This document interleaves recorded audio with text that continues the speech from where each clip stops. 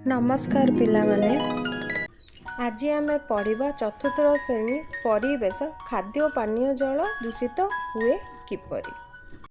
ताहेले पिलामाने आज आम पढ़ा खाद्य और पानीय जल दूषित हुए किपरि। खाद्य माने तुमे माने जानिथिबो जहाँ आम खाऊ, पानीय होउची जहाँ आम पीऊ। पानीय जल समस्त पानीय जल जानिच।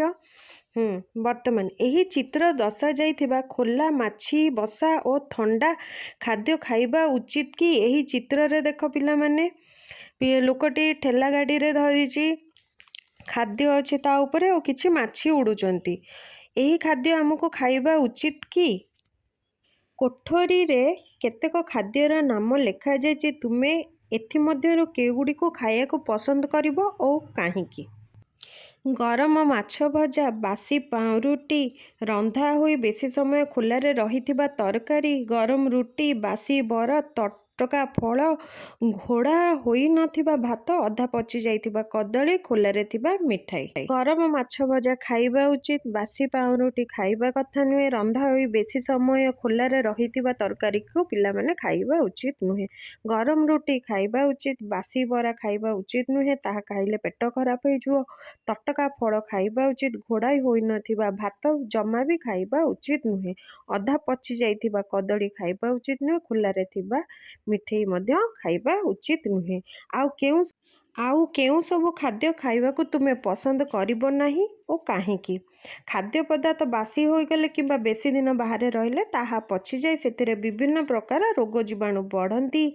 माछी यही सब पचा सड़ा और दूषित पदार्थ रे बसी थाए, फल रे ता देह रे विभिन्न अंश रे रोग जीवाणु लागि जांती। सेही माछी आम खाद्य रे बसी सेथिरे रोग जीवाणु छाड़ी थाए। जीवाणु गुड़िक आम खाद्य सहित देह को गले आमे विभिन्न रोग रे पड़ी थाउ। बजार बिक्री हेउथिबा फल पनीपरिबा आदि रे धूली विभिन्न रंग और जीवाणु लगी रही था, तेणु एगुड़ी को भल भाव धोई खाइबा उचित। तुम घरे बा विद्यालय रे पीवा पानी क्यों स्थान आनी थाओ, यही सब स्थानर पानी को आउ क्यों क्यों काम रे व्यवहार कर।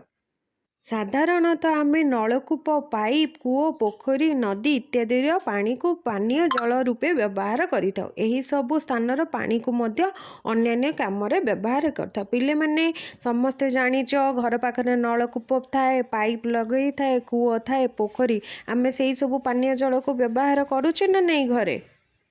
चित्र रे देखा जाउथिबा जल को केउ केउ काम रे व्यवहार करा जाउची। एही नदी जल को आमे पानीय जल रूपे व्यवहार करिबा नाही काहीकि। केउ सबु उपायन नदी जल दूषित हेउची चित्र रे देखि लेख। पिला माने एही चित्र रे भल कि देख, सेठारे पशु गाधौचंदी, महिला जनकु लुगा पटा धोउचंदी, महिला साइड रे बसिकी लुगा धोउचंदी, सर पानी जाउची, सेतिरे पानी दूषित होउची। कलकारखानार पानी नदी को छड़ा होउची। पाखरे थिबा कलकारखाना तार आवर्जा पानी को नदी रे छाड़ी थिबारु नदी दूषित होउची। लोक माने गाधौचंदी। एही सब कारणरू एही नदी जलटी दूषित होउची। नदी जल विभिन्न कारणरू दूषित हुए, जथा गाई महिषी इत्यादि गाधोइले, नलिता पचाइले, कलकारखानारू दूषित जल नदी रे मिसिले। एथिरू पिले माने आमे जानिले नदी पाखरे गाधोइले किंबा जीवजंतु गाधोइले, लोक माने गाधोइले, बासन धोइले और कलकारखानार पानी रे नदी जल दूषित होई थाए। यार परपृष्ठारे अछि नाଳ नर्दमा पानी नदी को छाड़िले, मूर्ति भसाइले, जमी रे दिया जाइथिबा रासायनिक सार वर्षा पानी रे बोही जाई नदी रे मिसिले नदी जल दूषित होई थाए। नदी रे जीवजंतुक शव पकाइले, पिले माने तमे जानिच गाँ रे समस्ते पशुपक्षी मरीगले गाँ लोक माने ताकू नदी रे फोपाड़ी देइथान्ते। एथि जोगु मध्य नदी जल दूषित होई थाए। नई कूल रे मलत्याग कले बा अलिया आवर्जना पकाइले नदी दूषित होई थाए।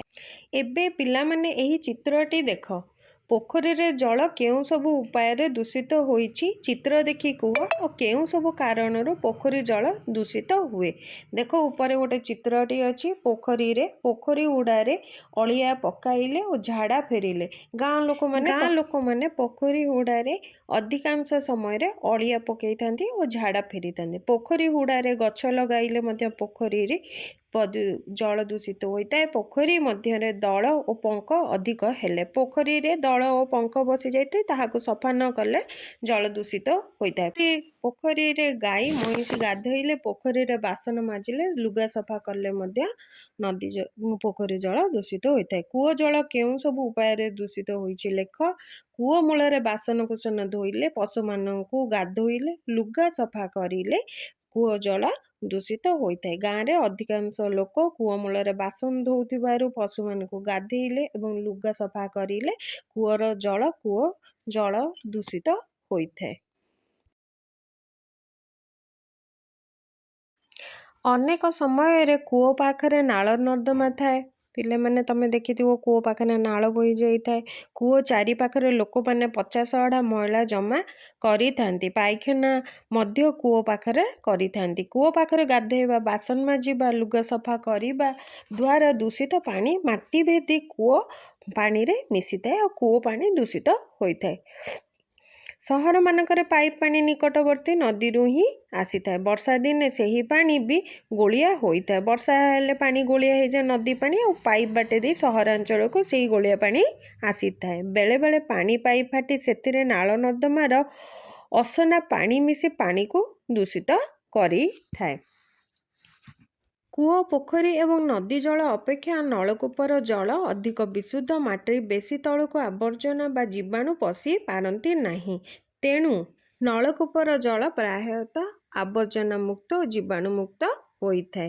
କିନ୍ତୁ ବେଳେ ବେଳେ ନଳକୂପ ପାଖରେ ଯଦି କୌଣସି ଫାଟ ଥାଏ, ତେବେ ସେହି ବାଟେ ଅପରିଷ୍କାର ଜଳ ମାଟି ତଳକୁ ଯାଇ ନଳକୂପର ଜଳକୁ ଦୂଷିତ କରିଥାଏ। ଯଦି ପାଇପ୍ ଫାଟି ଯାଇଥାଏ, ମାଟି ଉପରେ ଥିବା ଆବର୍ଜନା ପାଣି ଭେଦିକି ତାହାକୁ ବି ମଧ୍ୟ ଆବର୍ଜନା ଅପରିଷ୍କାର କରିଥାଏ। ତେଣୁ ଗଭୀର ନଳକୂପର ଜଳ ସବୁଠାରୁ ଅଧିକ ବିଶୁଦ୍ଧ ହୋଇଥାଏ। ଏବେ ଆମେ ଦେଖିବା ପିଲାମାନେ ଦୂଷିତ ଜଳ ବ୍ୟବହାର କଲେ କ'ଣ କ'ଣ ହୁଏ। ଦୂଷିତ ଜଳ ବ୍ୟବହାର କଲେ ପେଟରେ ରୋଗ ହୁଏ, ଚର୍ମ ରୋଗ ହୁଏ, ଗୃହପାଳିତ ପଶୁମାନଙ୍କୁ ବିଭିନ୍ନ ରୋଗ ହୋଇଥାଏ। ଏବେ ଆମେ ଜାଣିବା ପାନୀୟ ଜଳ ବିଶୁଦ୍ଧ କରିବା କିପରି। ନିଜେ କରି ଦେଖ।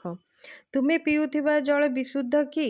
ପିଲାମାନେ ତମେ ଯେଉଁ ଜଳ ପିଉଛ ତାହା ବିଶୁଦ୍ଧ କି ନାହିଁ ତୁମେ କିପରି ଜାଣିବ? ନଈ ପୋଖରୀ ଜଳ ବିଶୁଦ୍ଧ କି ନୁହେଁ ଜାଣିବା ପାଇଁ ଆସ ଏକ କାର୍ଯ୍ୟ କରିବା।